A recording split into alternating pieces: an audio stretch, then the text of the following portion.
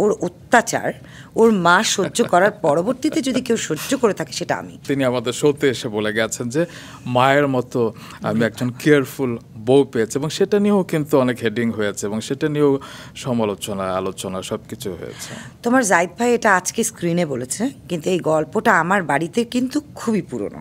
আমার বাচ্চারাও জানে, আমার বাড়ির যত কাজের লোকরা জানে, আমার যারা পুরনো কাজের লোক আছে সবাই জানে এই গল্পটা যে জাহিদ, মানে এই কথাটা যে এই উক্তিটা যে আমাকে ও দেয় সবাই জানে। তার কারণ হলো জাহিদের যে কারণে কথাটা বলে সেটা হলো যে ওর অত্যাচার ওর মা সহ্য করার পরবর্তীতে যদি কেউ সহ্য করে থাকে সেটা আমি।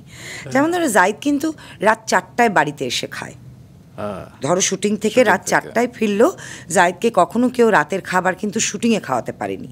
হয়তো অনেক সময় তারা জাহিদকে রিকোয়েস্ট করেছে, জাহিদ ভাই অনেক রাত হয়ে গেছে, না ভাই আমি বাড়ি গিয়ে ফ্রেশ হয়ে খাবো। তো জাহিদের যেটা করতে হচ্ছে, বাড়ি ফেরার সময় শুধু আমাকে একটা ফোন করতে হচ্ছে, আমি রওনা দিয়েছি।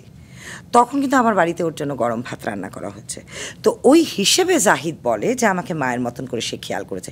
এটা তার কোথায় অন্যায় হলো আমি আসলে বুঝতে পারিনি।